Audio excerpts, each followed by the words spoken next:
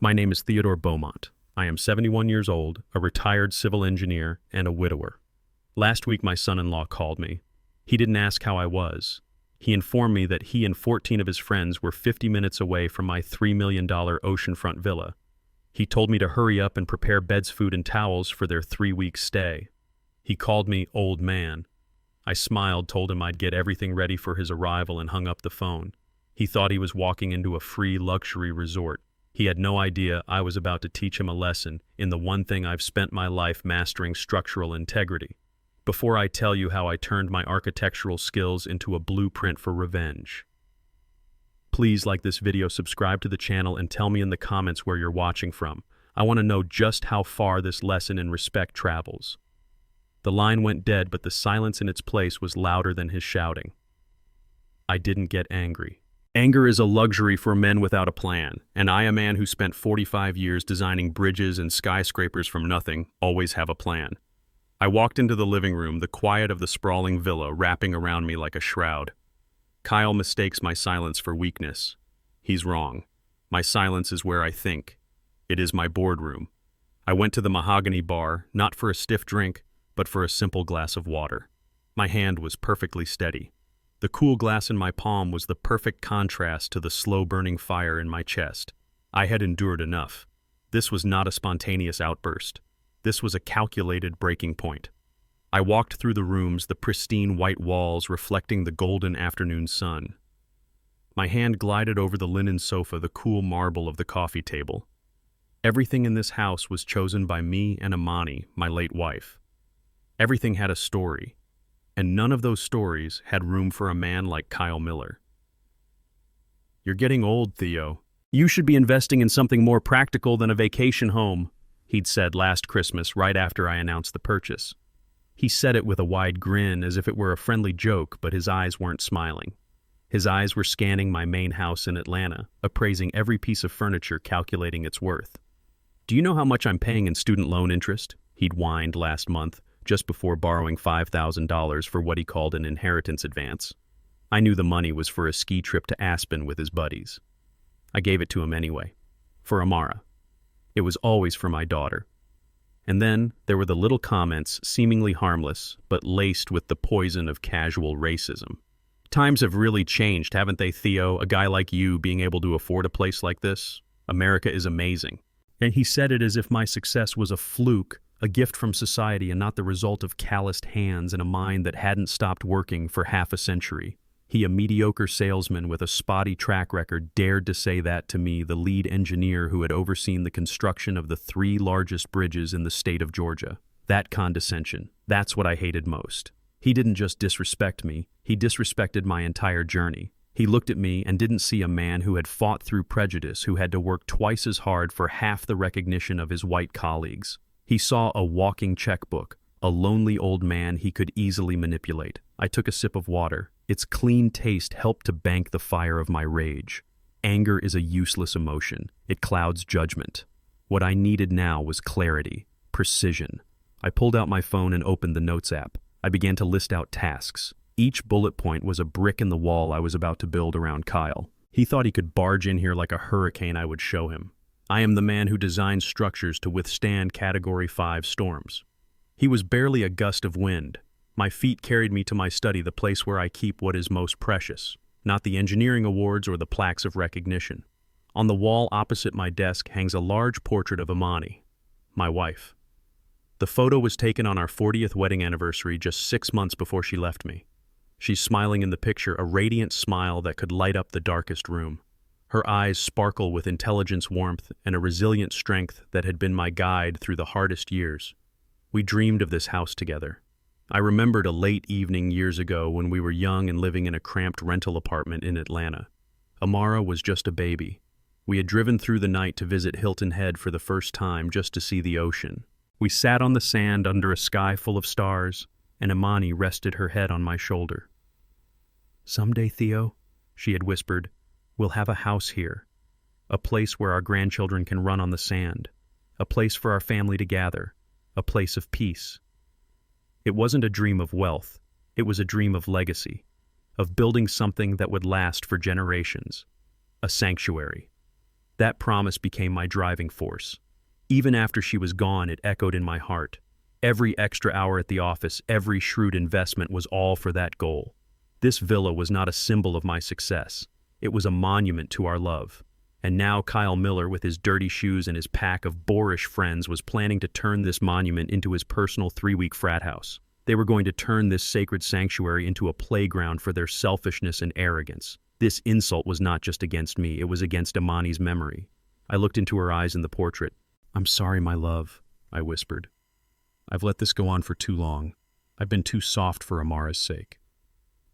I had thought that providing for Kyle, that tolerating his words and actions was the way to keep my daughter happy, to keep her little family stable. I was wrong. My silence wasn't peace, it was permission. I had allowed this cancer to grow, and now it was threatening to destroy the foundation of everything Amani and I had built together. "But you know me, Amani," I continued, a steely resolve hardening in my chest. "When I build something, I build it to last. It's time to do some foundation maintenance." I knew I had to make this call, as difficult as it would be. I returned to the living room, sat down, and dialed Amara's number. She picked up on the third ring. "Dad." Her voice sounded surprised and a little nervous. "Amara," I said, keeping my own voice perfectly even. "Kyle just called me." A long pause stretched on the other end of the line. In that silence, I heard everything. I heard the guilt. I heard the helplessness. Oh, she finally said a single word that contained a whole story. "He says that he and 14 of his friends are on their way here to stay for 3 weeks. I continued, not as an accusation, but as a statement of fact. "Did you know about this plan, Amara?" Another pause. This one even heavier. I could picture her biting her lips, searching for a harmless lie, a way to placate both sides. That was always Amara's role in the family, the peacekeeper. But sometimes peace is just another word for avoidance. "Dad, I knew he was inviting a few friends," she stammered. "But I didn't think, not that many. And for 3 weeks, you didn't think, or you chose not to ask." My voice sharpened slightly, though I tried to control it. "Dad, Kyle is he's excited about your house. He wanted to show it off to his friends." "Show it off," I interrupted. "Amara, this is not a toy. This is my home. It's your mother's legacy, and your husband is treating it like a free motel." "I'm sorry, Dad. I'll talk to him." Her voice was trembling. I took a deep breath. It was too late for talking. Action was required. "There's no need, sweetheart. I just wanted to know where you stood." The question hung in the air between us. I had given her a chance to stand with me, to show respect for her own family. Her silence was the answer. She had chosen her husband, or rather, she had chosen the path of least resistance. I felt a deep pang of sadness, but it was quickly replaced by resolve. I could not rely on her to defend her own boundaries, so I would have to do it for both of us. "It's all right, sweetheart," I said, my voice calm again. "You just leave it to me. I'll handle it." I ended the call before she could reply. The conversation had confirmed what I needed to know. I was on my own in this, not just to teach Kyle a lesson, but to show Amara that self-respect is not negotiable. My phone felt heavy in my hand, but my purpose was light. There was only one person I needed to call, not for sympathy, not for advice, but for execution. There was only one man I trusted to understand the difference between a legal document and a weapon. Reginald Carter. Reggie. We had met as two of only a handful of black students in the entire engineering program at Georgia Tech back in the 50s. He'd switched to law after our second year, joking that it was easier to argue with a judge than with the laws of physics. For 50 years, he had been my lawyer, my confidant, and my brother in all but blood. He had been there when I started my firm. He had been a pallbearer at Amani's funeral, and he was the executor of my will. He didn't need long explanations. He just needed the objective. I found his number and pressed the call button. He answered on the second ring, his voice as steady and reassuring as it had been 5 decades ago. "Theo." I was just pouring my first coffee. "Don't tell me you're already up solving the world's infrastructure problems." I allowed myself a small, genuine smile. "Not the world's, Reggie. Just a small infestation problem at my new property." Reggie went quiet for a beat. He caught the seriousness in my tone immediately. "All right. I'm listening." His voice was all business now. "I need a legal document," I said, walking over to my desk and looking out at the calm blue ocean. "A short-term rental agreement. The kind you'd use for a minimal service tenancy. I want it airtight." I could hear the faint sound of him typing on his keyboard. Okay, standard template, or do you need specific clauses? Specific, I said. Very specific. I want clauses covering sanitation services, specifically the use of external facilities if provided. I want a significant security deposit required for excessive noise complaints. And I want a clause that outlines clear personal liability for any and all damages to the property or its contents, effective immediately upon arrival of the tenants. Make the penalty for non-compliance immediate eviction by a third-party security service. Reggie didn't ask why I needed a rental agreement for my own villa. He didn't ask who the tenants were. He processed the information, his legal mind connecting the dots I had laid out. There was a pause, and then I heard him chuckle a low, dry sound. Sounds like you're expecting some difficult tenants, Theo. You could say that, I replied, the corner of my mouth twitching upwards. I'm expecting a party of 15, mostly hostile. Their leader thinks he has squatters' rights. 15. Reggie whistled softly. You always did believe in going big. You need this in writing, I assume, e-signature ready. Of course. Send it to my secure email. How quickly can you get it to me? Give me 30 minutes, he said, the sound of his typing becoming faster. It'll be in your inbox, locked and loaded. Anything else, my friend? Do you need me to recommend a good security service to enforce that eviction clause? I considered it for a moment. Not yet, Reggie.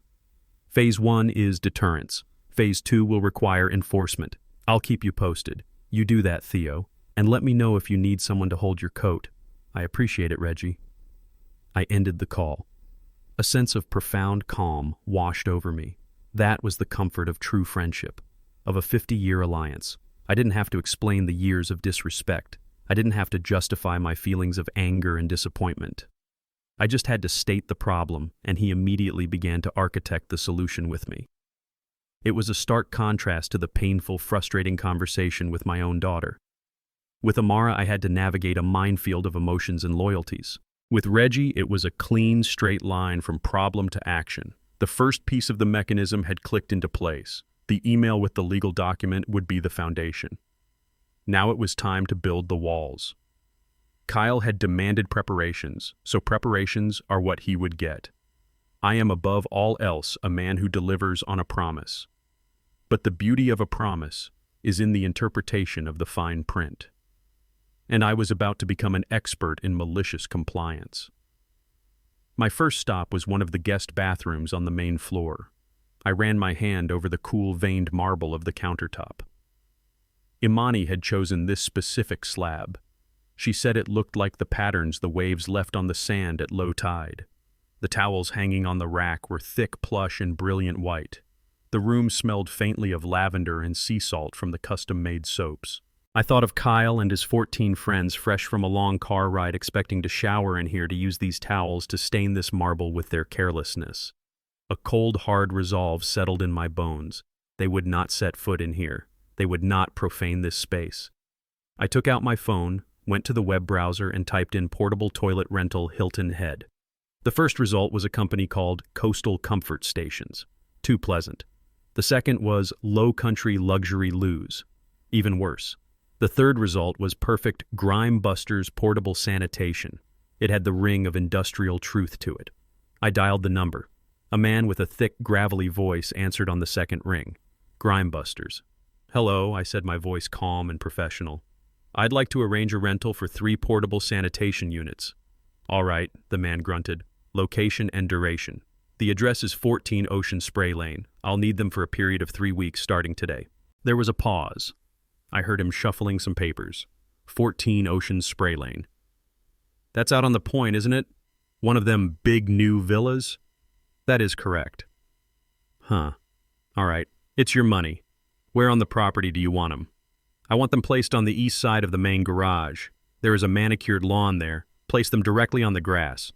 You sure about that, mister? These things can sometimes leak. Might kill the grass. I am aware of the risks, I said coolly. That location will be the most convenient for my guests. I could almost feel his shrug through the phone. Okay. 3 units, 3 weeks. Delivery in about an hour. Sound good. Kyle's ETA was now under 40 minutes. I need them sooner. I'll pay an emergency delivery fee if necessary. I need them on my property in the next 30 minutes. He let out a low whistle. That's a tight turnaround. Gonna cost you. But we can do it. Anything else? Yes, I said. 2 things. First, I want to prepay for a daily cleaning and sanitation service, the most thorough one you offer. Second, what is your policy on emergency cleanup for overuse? He coughed a dry, rattling sound. We charge by the incident for that, sir. It ain't pretty. I understand, I said. Please, send over the agreement. I'll sign it digitally and pay immediately. I ended the call, and the signed contract was in my inbox less than 5 minutes later. I paid the exorbitant fee without a second thought. It was the best money I had spent all year. Step 1 was complete. The comfort station was arranged. Next on the list, food. Kyle's voice echoed in my mind. Prepare food. The entitlement in those 2 words was staggering. As if I were his personal chef, his servant, I walked into my kitchen. It was a chef's dream, an open-concept space with a 6-burner Wolf range, a Sub-Zero refrigerator that could hold a side of beef, and a custom-built island where Imani and I had spent countless hours drinking coffee and planning our future. I thought of the wonderful, elaborate meals we had hosted here.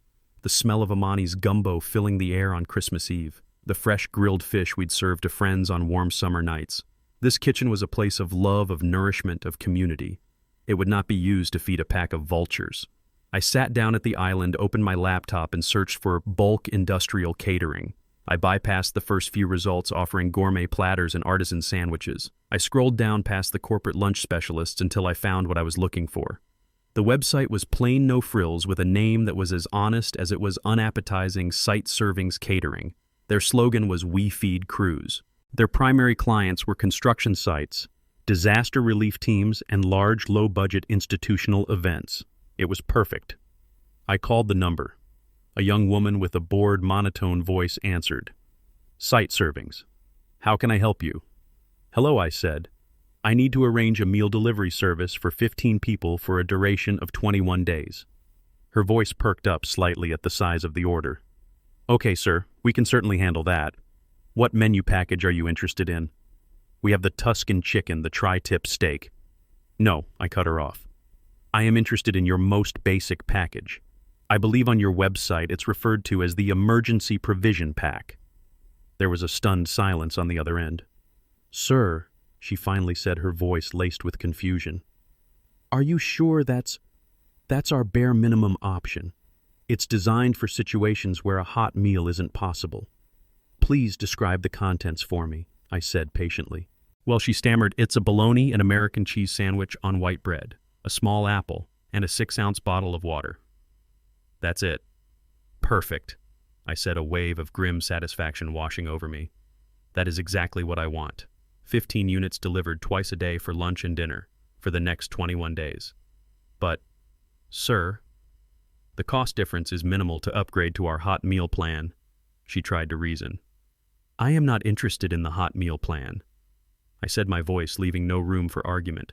I want the Emergency Provision Pack. The first delivery needs to be here in 35 minutes for the dinner service. She was too bewildered to argue any further. Okay, sir. Whatever you want. I gave her my address and credit card information.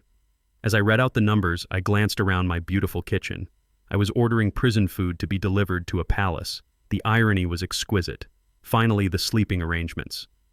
Prepare beds, towels, slippers. The audacity. I have 4 beautifully appointed guest bedrooms in this house.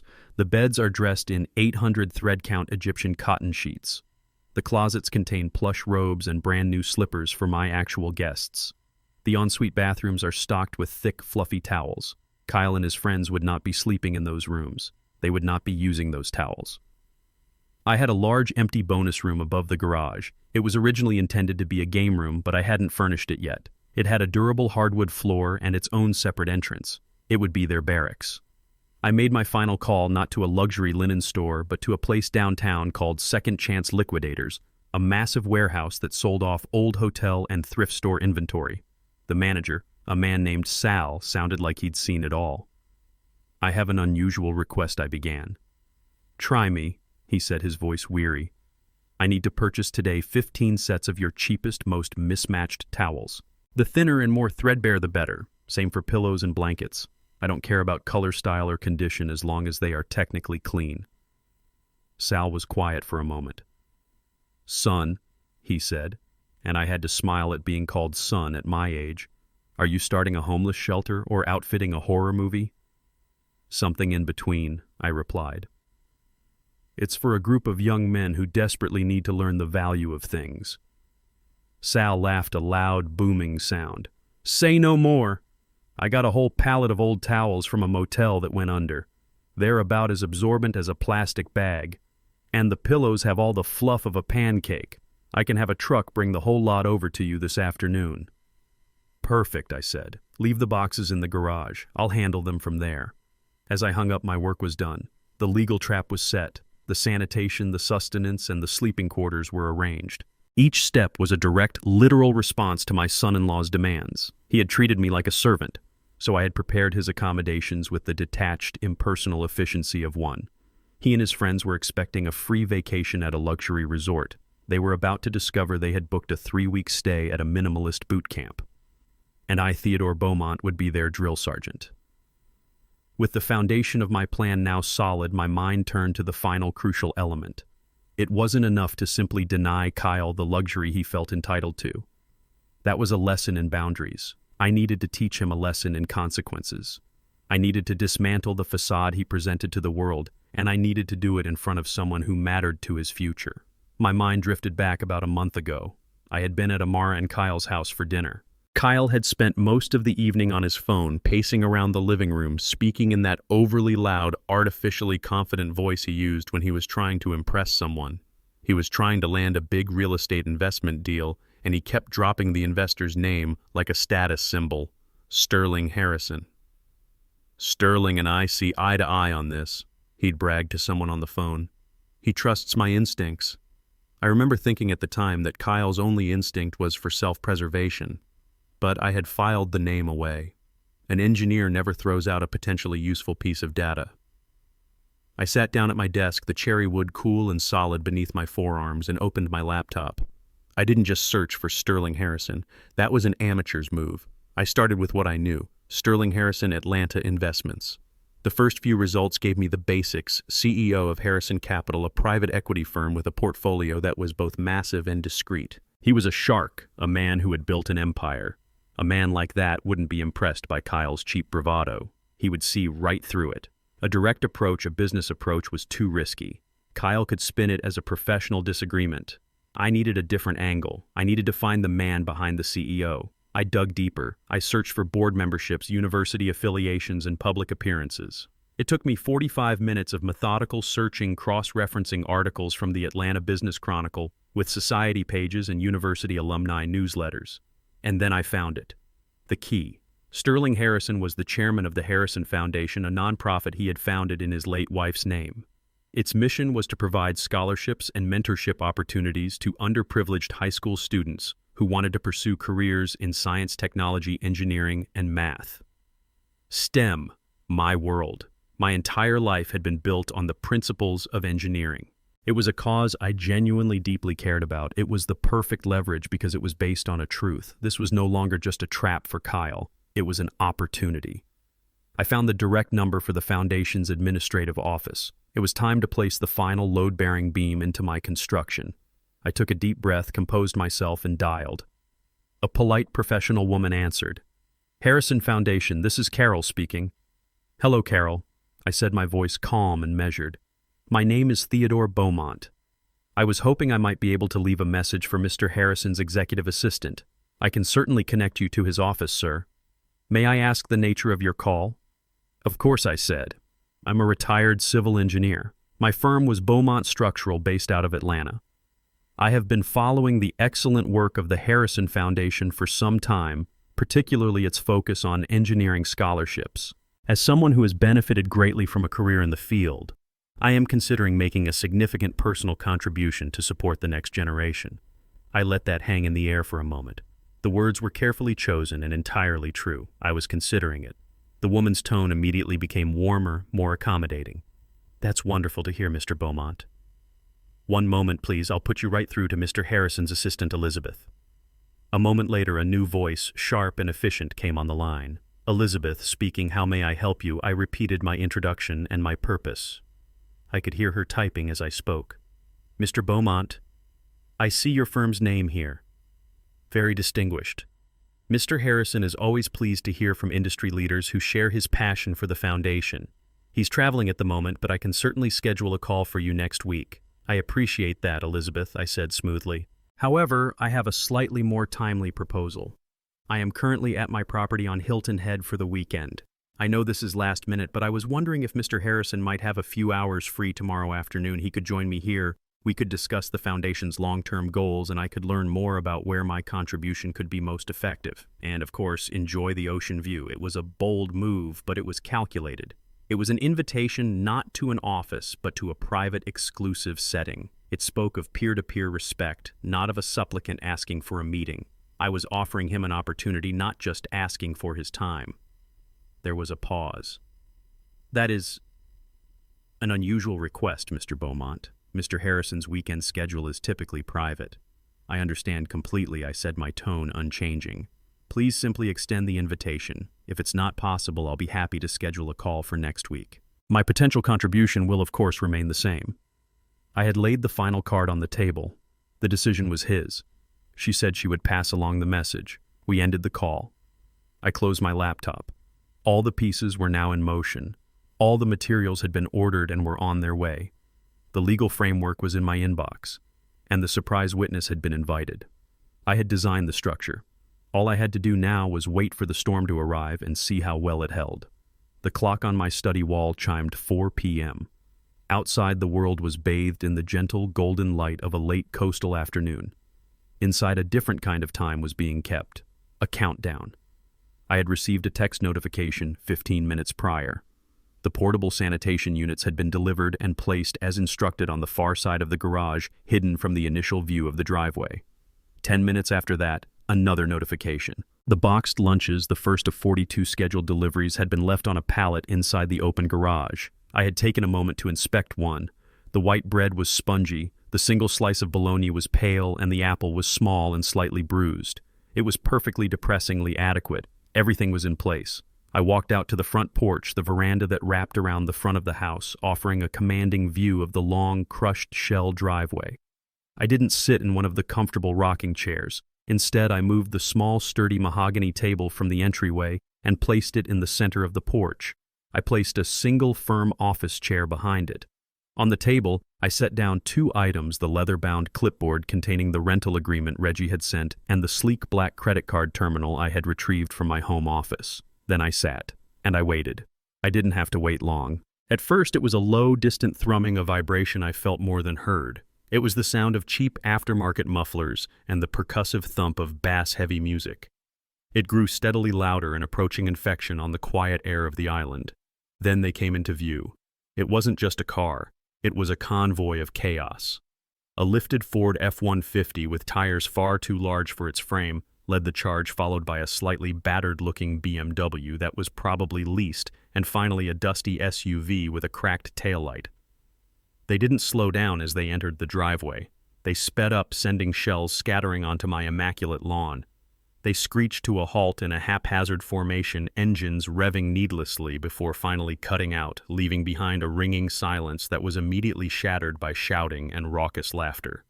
Doors flew open and they spilled out, 15 of them, a tidal wave of cheap cologne, loud voices, and unearned confidence. They were a caricature of modern masculinity, clad in brand-name athletic wear and backward-facing baseball caps. One of them immediately cracked open a beer and, after taking a long swallow, tossed the empty can onto the pristine grass beside the driveway.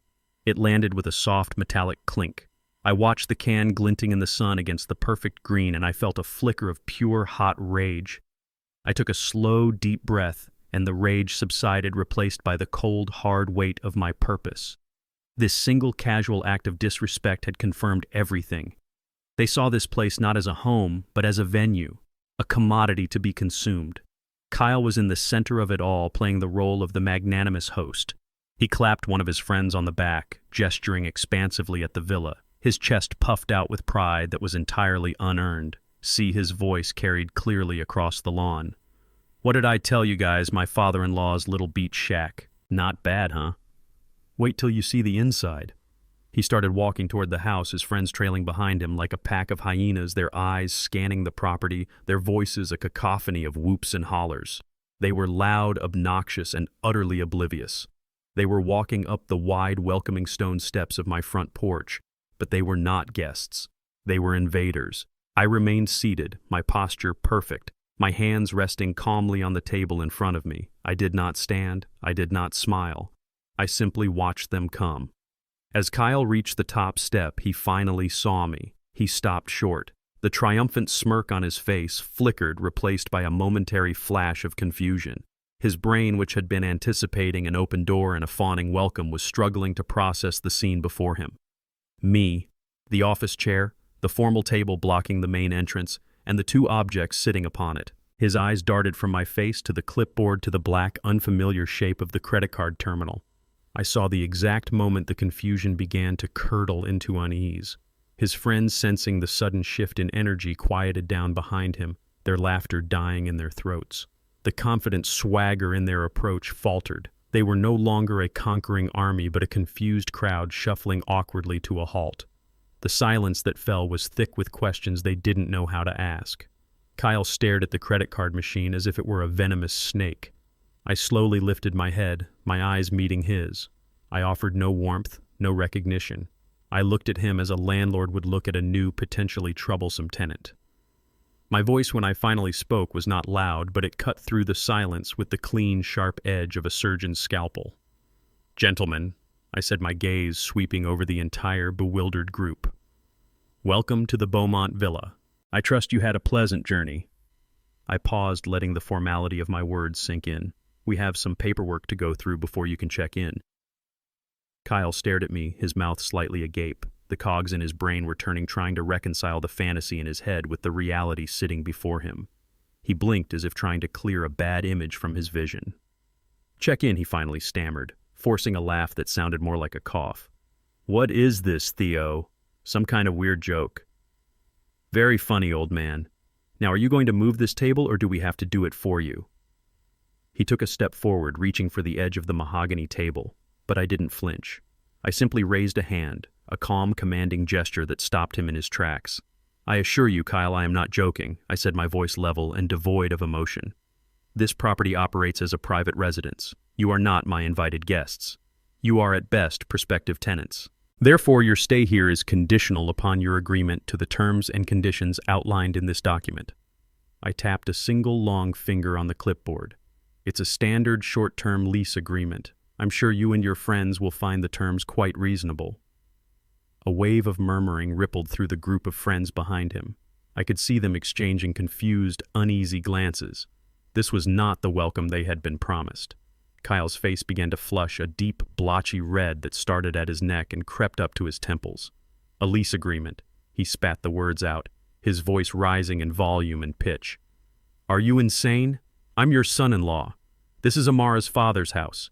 It's family property." "You are mistaken on several points," I countered, my voice as calm as his was agitated. "First, you are my daughter's husband. That is a relationship, not a title deed. Second, this is my house purchased with my money earned over a lifetime of work. Your name appears nowhere on the title. Therefore, it is my property, not family property. As the sole owner, I set the rules. And the first rule is everyone pays their own way." I pushed the clipboard and the credit card terminal a few inches toward him across the table. "Now, if you'd like to proceed, we can go over the terms." His eyes bulged. He looked from the clipboard to my face, searching for a crack in my composure, a hint of weakness. He found none. He was a bully, and a bully's primary weapon is intimidation. But intimidation only works on the timid, and I have spent my life staring down contractors who were trying to cut corners, city officials who were trying to delay projects, and the unyielding laws of physics themselves. A spoiled, entitled man-child was nothing. "This is unbelievable," he said, shaking his head and turning to his friends, seeking an alliance. "He's actually trying to charge us, my own father-in-law." Some of his friends shuffled their feet, looking at the ground. A few looked amused, as if this were some strange family drama they had front-row seats for. But none of them looked supportive. They had come for a free ride, not to be pawns in a domestic dispute. Their silence seemed to fuel Kyle's rage. He turned back to me, his fists clenched. "Fine," he yelled. "Fine. What are the damn terms? Let's hear them." Certainly, I said, picking up the clipboard. I didn't read directly from the page but recited the key points from memory, my eyes fixed on his. The rental fee is $200 per person per night. For 15 individuals over a period of 21 nights, that comes to a total of $63,000 payable in advance. A collective gasp went through the crowd. One of the friends in the back actually laughed out loud, a sharp, incredulous bark. Kyle's face went from red to a pale, sickly white. He looked like I had just punched him in the gut. $63,000, he whispered, his voice cracking. You're joking. That is the market rate for a property of this size and location, I stated flatly. I am also required to collect a $10,000 security deposit to cover any potential damages or excessive cleaning fees. The deposit is, of course, refundable pending a satisfactory inspection upon your departure. I let the numbers hang in the air, each one a hammer blow against his inflated ego. Furthermore, I continued, not giving him a chance to recover. The agreement stipulates the designated living and service areas for your party.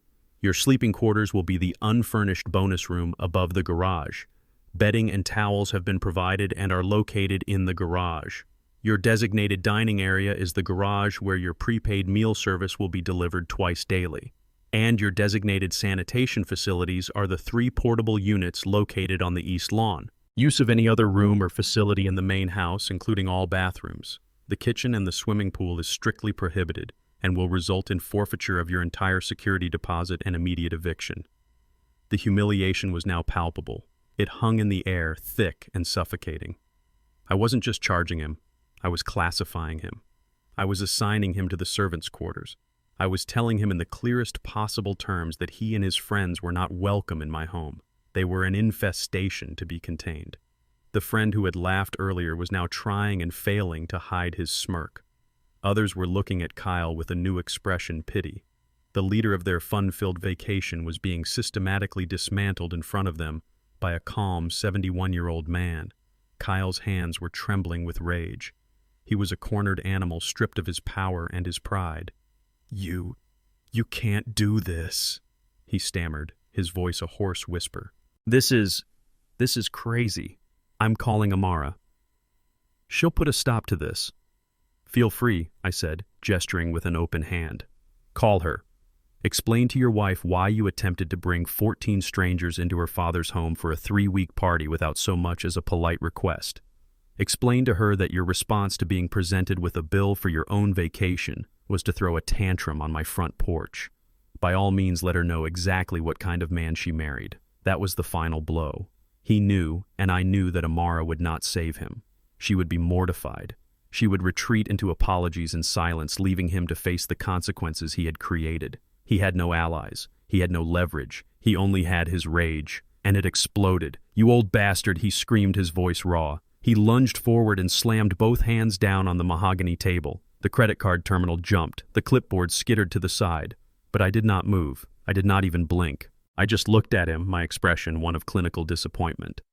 "I think this meeting is over," I said, my voice dropping to a low, dangerous calm. "You have clearly indicated that you have no intention of complying with the terms of tenancy. I am therefore rescinding the offer. You and your associates have 5 minutes to vacate my property. If you are not gone by then, I will be forced to call the sheriff's department and have you removed for trespassing." The word trespassing hung in the air, cold and sharp and legally binding. The fun was over. The party was canceled. All that was left was the long, humiliating drive home with 14 witnesses to his epic failure. Just as the word trespassing left my lips, a new voice cut through the tense air, a voice I knew better than my own. "Dad, stop it." "What in God's name are you doing, Amara?" She must have been waiting in one of the cars, likely hoping this whole situation would resolve itself without her intervention. But the time for waiting was over. She rushed up the steps, her face pale with a mixture of horror and embarrassment. Her eyes darted from me to her husband to the crowd of silent watching friends. Her primary concern, as always, was the spectacle. "Everyone is watching," she pleaded in a hushed, urgent whisper. "Please, can we just handle this inside?" Kyle saw her as his last line of defense, his only remaining ally. A surge of desperate hope flashed in his eyes. "Amara, thank God," he exclaimed, grabbing her arm. "Tell your father he's lost his mind. He's trying to kick us out." He presented me with a $60,000 bill. He tried to frame it as the ramblings of a senile old man, a ridiculous fantasy. I ignored him completely. I didn't even glance in his direction. My focus was entirely on my daughter. I looked at her not with anger, but with a profound and heavy sadness. My voice when I spoke was quiet, meant for her ears only, though everyone on that porch strained to hear it. Amara, I am doing what should have been done a long, long time ago. I am setting a boundary. A boundary, she shot back, her voice trembling. This isn't a boundary. Dad, this is a public execution, a rental agreement, portable toilets. It's cruel. It's meant to humiliate him. Her words were a desperate attempt to paint me as the villain, to reframe the narrative in a way that would absolve her and her husband of their own actions. I would not allow it. Cruel. I repeated the word softly, letting it hang in the air. Let me tell you what is cruel, Amara. Cruel is when your husband, a man I welcomed into my family, calls me on the phone and doesn't greet me but instead makes demands. Cruel is when he orders me, the man who raised you, to hurry up and prepare my own home for his party like a common servant. I took a step closer to her, my voice never rising yet. Each word landed with the force of a hammer blow. Cruel is him thinking he has the right to bring a horde of disrespectful strangers into the home that your mother and I dreamed of, our entire lives, a home we built with 50 years of sweat and sacrifice. And perhaps the cruelest thing of all, Amara, is you standing by silently while he does it. Tears welled in her eyes. She looked from my face to her husband's, who was standing there, his mouth agape, utterly exposed. You call this humiliation? I continued, my voice softening with the weight of my disappointment. I call it a lesson in basic arithmetic. It is a lesson that actions have direct and equal consequences. Your husband wanted to treat this sacred place like a cheap motel, so I have simply provided him with the appropriate level of service. No more, no less. I am a logical man, Amara. This is a logical solution. I gestured around us at the beautiful facade of the house, the sweeping ocean view. Your mother dreamed of this house as a sanctuary, a place of peace, of love, of respect. Look at what he has brought to her doorstep. He has brought noise and entitlement and greed. Is this the legacy you want for her? Is this the example you want to set for your own future children? That it's okay to take and never give anything back, not even a shred of common decency? She had no answer. She simply stood there, caught in the crossfire between the man she had married and the undeniable truth her father had just laid bare. She looked at Kyle, really looked at him perhaps for the first time, without the filter of her desire to keep the peace. She saw him not as her charming, ambitious husband, but as I saw him, a spoiled, petulant boy, furious that his favorite toy had been taken away. Her silence was the loudest sound on the porch. It was the sound of an illusion shattering. Kyle saw it too. He saw the flicker of doubt in her eyes, the crumbling of her unconditional support. And in that moment he knew he had lost. The silence that followed my words was the most profound I had ever heard. It was a vacuum pulling all the air and noise from the porch. Kyle stood frozen, his face a mask of disbelief and fury. He had lost, and he knew it. He had lost the argument, he had lost the respect of his friends, and most importantly, he had lost the unconditional shield of my daughter's support. Amara's inability to defend him was a verdict more damning than any I could have delivered. He was alone, exposed, and simmering with a rage that had nowhere left to go. His friends began to shuffle backwards, creating a physical distance between themselves and his failure. They were no longer part of his entourage. They were just spectators at his public execution. He opened his mouth perhaps to scream, perhaps to curse me, perhaps to beg. But whatever words he intended to say were swallowed by a new sound. It was not a loud sound. It was the quiet, confident purr of a finely tuned German engine, a sound that spoke of wealth and precision. It was the sound of power arriving. A gleaming black Mercedes S-Class, looking like a polished obsidian stone, glided silently up my driveway. It didn't speed or swerve. It moved with an unhurried grace that made the other cars look like cheap, clumsy toys. It came to a perfect stop behind the chaotic cluster of Kyle's vehicles, its presence instantly changing the entire atmosphere of the property. The chauffeur's door opened and a man in a simple black suit got out. He walked around to the passenger side and opened the rear door. Sterling Harrison emerged. He was exactly as I had imagined from my research. Around 60 tall and lean, with a full head of silver hair, impeccably styled. He wore a cream-colored linen suit that probably cost more than Kyle's monthly salary, and shoes that shone even in the afternoon shade. He didn't look around with curiosity. His gaze was sharp, analytical, sweeping over the scene with the cool appraisal of a man accustomed to assessing situations and people in an instant. I watched him, and I imagined what he was seeing. I, the architect of this scene, could now appreciate it from the perspective of my most important audience member. He would have first noticed the cars parked haphazardly, one of them halfway on my lawn, an immediate sign of disrespect and a lack of discipline. His own car, by contrast, was a statement of order and control. Then his eyes would have landed on the crowd of young men. He would have seen their cheap athletic wear, their stunned, foolish expressions, their awkward posture as they tried to pretend they weren't there. He would have categorized them in a second: followers, not leaders. Parasites. Then his sharp gaze would have caught the most jarring detail of all, the one that defied all logic for a property like this. The 3 bright blue portable sanitation units standing absurdly on the edge of my perfectly manicured lawn. A man like Harrison, a man who deals in assets and liabilities, would have understood immediately. Those units were not a sign of a party. They were a sign of a quarantine, a containment strategy. It was a detail so bizarre, so out of place, that it told a story all on its own. Finally, his gaze would have settled on the tableau vivant on the porch, the central drama. He would have seen a young man, my son-in-law, his face contorted in a mask of impotent rage, his body language screaming of a loss of control. He would have seen a young woman, my daughter, standing to the side, her face streaked with tears, a portrait of shame and heartbreak. And then he would have seen me. An elderly black man, standing calm and composed, dressed simply but with dignity, holding a clipboard. In a scene of emotional chaos, I was the single point of stillness. Harrison, a man whose entire life was about identifying the power player in any room, would have made his assessment in less than a heartbeat. He would have known instantly who was in charge. He closed his car door with a soft, expensive click that seemed to echo in the sudden silence. He began to walk toward the porch, his movements deliberate, his gaze sweeping over everything, missing nothing. He didn't look angry or shocked. His expression was far worse. It was one of mild clinical interest, the look of a biologist examining a flawed specimen under a microscope. Kyle saw him coming. All the color drained from his face. The rage vanished, replaced by a pure animal terror.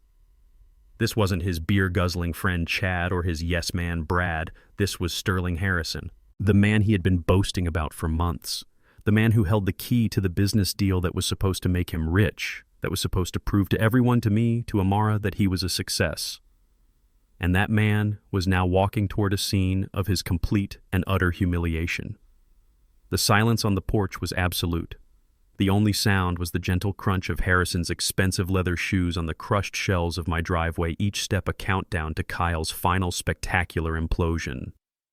Sterling Harrison reached the bottom of the stone steps, his cool, assessing gaze finally locking with Kyle's terrified one. The silence that had fallen over the porch was absolute, broken only by the distant cry of a gull and the rhythmic sigh of the ocean. Kyle was a statue of pure panic, his face as white as the sea foam.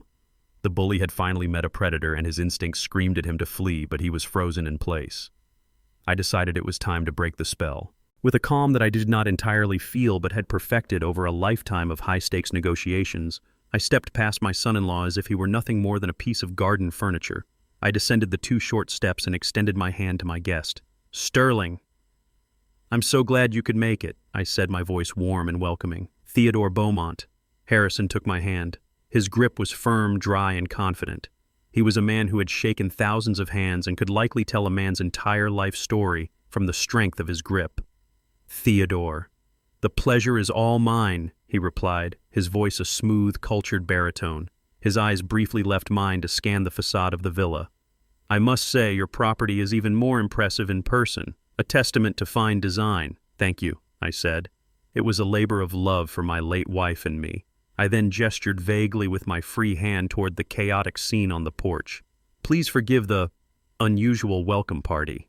We seem to be having a slight issue with some uninvited short-term tenants. I was just going over the house rules. I chose the words with surgical precision. Uninvited. Tenants." Each word was a perfectly aimed dart puncturing Kyle's entire fabricated reality. The sound that escaped Kyle's throat was a strangled gasp. He saw his one chance, his only chance to salvage the situation. He lurched forward, his hands held up in a pleading gesture. "Mr. Harrison." "Sir," he sputtered, his voice cracking with desperation. I, I can explain. This is a family misunderstanding. A practical joke. My father-in-law, Theo, he has a very strange sense of humor. It was a pathetic attempt, a desperate lie that was so flimsy it was almost insulting. Harrison turned his head slowly to look at Kyle. He didn't look angry. He didn't look amused. He looked at him with the cold, detached curiosity of a scientist observing a particularly uninteresting insect. He said nothing. He simply held Kyle's gaze for a long, excruciating moment before turning back to me, his expression unchanged. That single, silent dismissal was more brutal than any verbal rebuke. It told Kyle and everyone watching that he was not important enough to even address. He was an irrelevance. I decided it was time to deliver the final killing blow. I feigned a look of pleasant surprise. "Ah," I said, allowing a slight, friendly smile to touch my lips. "So, you two already know each other? Wonderful. It seems I'm the one who is out of the loop." I turned my body slightly, positioning myself as the gracious host making introductions. "Sterling, allow me to properly introduce my son-in-law, Kyle Miller." Kyle flinched as if I had struck him. Harrison's gaze remained fixed on me, waiting for the rest of the story. Kyle was just telling his friends, I continued, my voice smooth as silk, all about the family villa, and how he was planning to host you here for the weekend. I believe he was hoping to impress you, to show you the kind of assets at his disposal. A commendable, if rather misguided, ambition. The words hung in the air, each one a nail in the coffin of Kyle's credibility. I had exposed his lie, his motive, and his foolishness, all while maintaining the polite fiction of a family introduction. I let the silence stretch for a moment, allowing the full weight of the humiliation to settle onto Kyle's shoulders. His friends were now actively trying to disappear, some inching backwards toward their cars, others staring intently at their shoes. Amara had her hand over her mouth, her shoulders shaking with silent sobs. Then I turned back to Harrison, my expression now one of mild professional concern.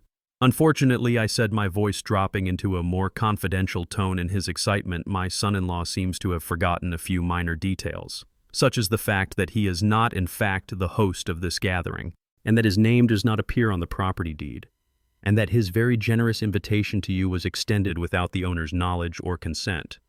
I looked Sterling Harrison directly in the eye, a fellow man of structure, of rules, of consequences. A rather significant oversight in the world of business, wouldn't you agree? Sterling Harrison's gaze finally shifted from me to Kyle. He looked him up and down, a slow, deliberate appraisal that stripped Kyle bare of any remaining dignity. When he spoke, his voice was as cold and sharp as splintered ice. "Miller," he said, the name sounding like a curse. "In my world, we have a name for people who use assets they don't own to leverage deals they can't close. We call them frauds." He took a half-step closer to the porch, his presence radiating an aura of absolute authority. "We do not do business with frauds. We do not invest in them. We do not associate with them. And we certainly," he added, his voice dropping even lower, "do not accept invitations from them to homes that are not theirs. It shows a fundamental lack of character. It shows a fatal lack of judgment." He paused, letting the verdict sink in. "Our meeting on Monday is canceled. In fact, all future meetings are canceled. Do not contact my office again." It was an execution delivered with the clean, impersonal efficiency of a guillotine. Every hope Kyle had, every lie he had built, every ounce of bravado he possessed was severed in that single brutal moment. He was finished, and everyone on that porch knew it.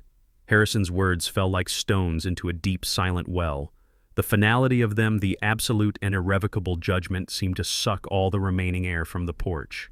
Kyle didn't move. He didn't speak. He just stood there, swaying slightly, a hollowed-out shell of the arrogant man who had arrived less than an hour ago. The spell was broken. The spectacle was over. And the rats, sensing the ship was not only sinking, but had already hit the ocean floor, began to desert.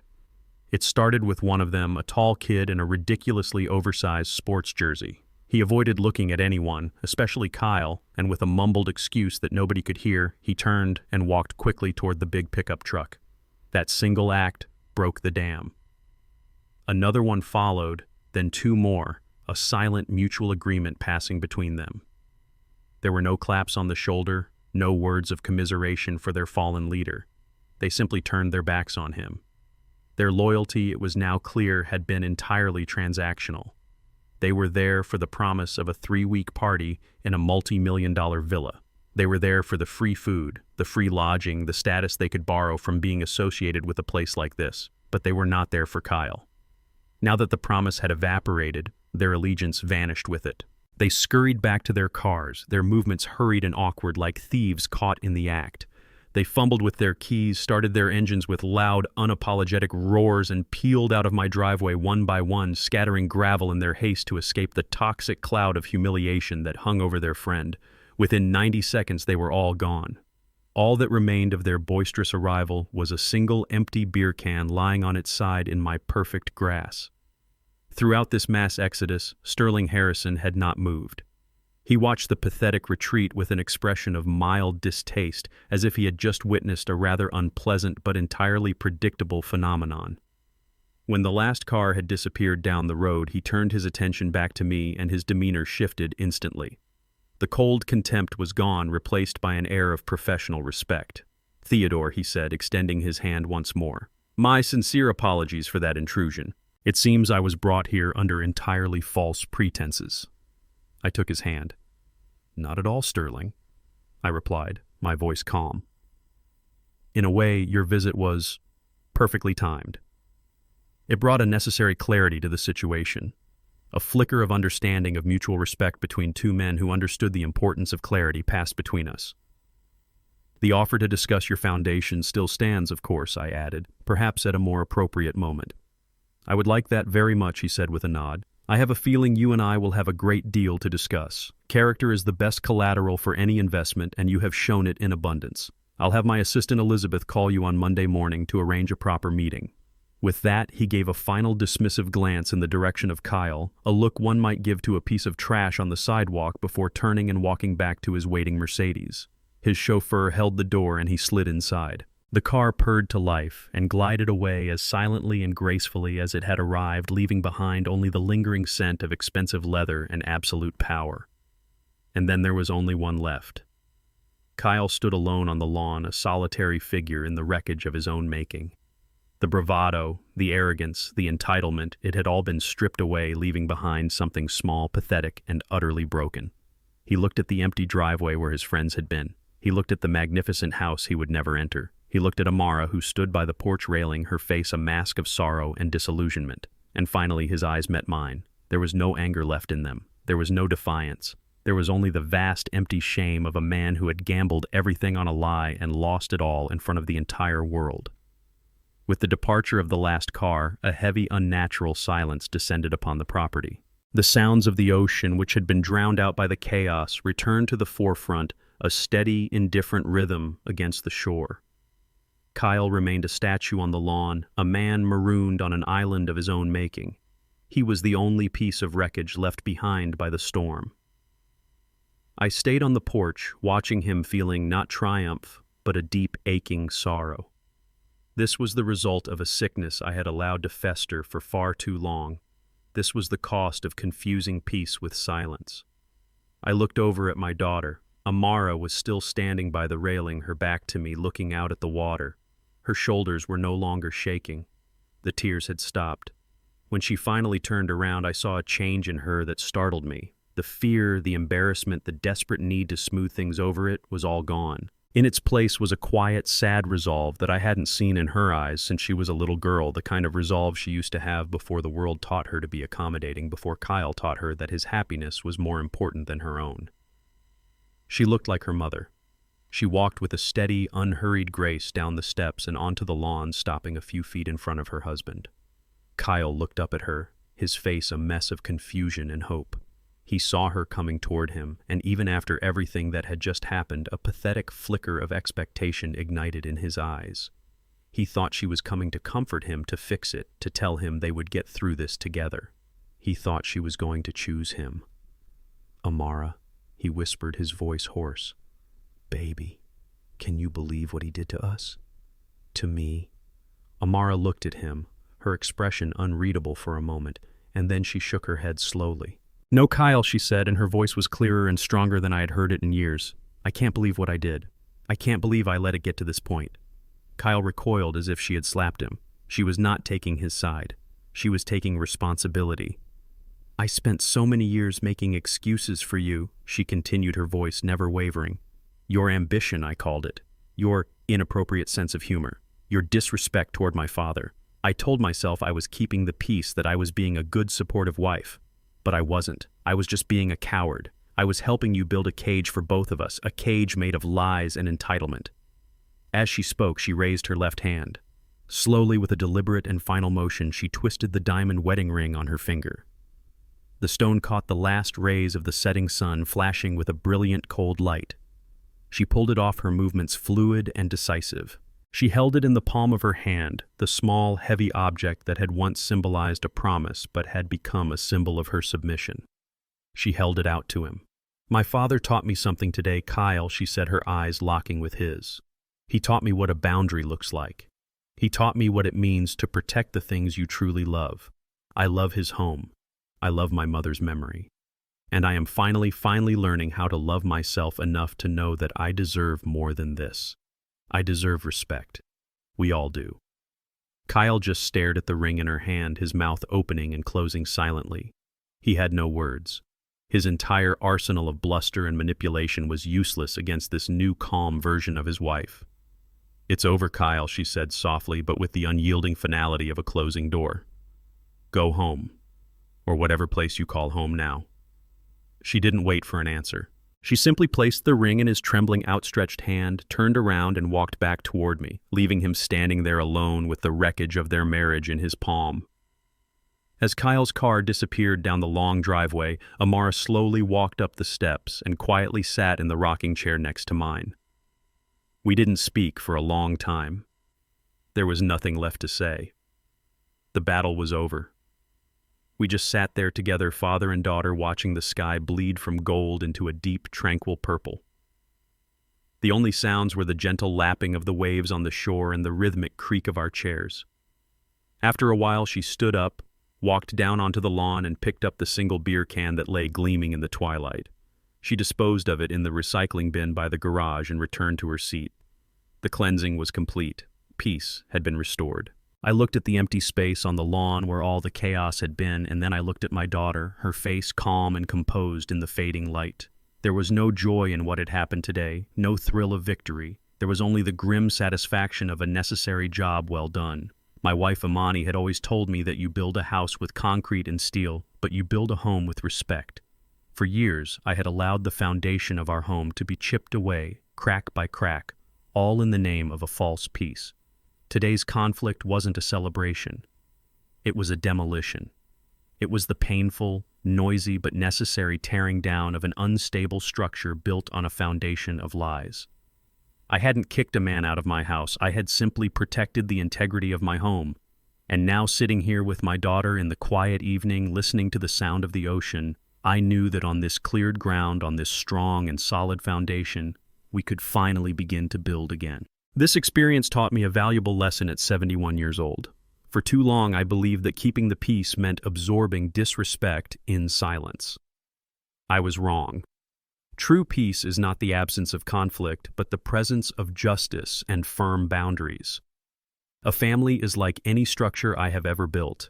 Its integrity depends on the strength of its foundation. That foundation is not blood, but mutual respect. Sometimes the most loving act is not to tolerate but to correct, ensuring that the legacy you have built will stand strong for generations to come. It is never too late to enforce the blueprint of your own life. Now I turn it over to you. Have you ever had to draw a hard line with a family member who took your kindness for weakness?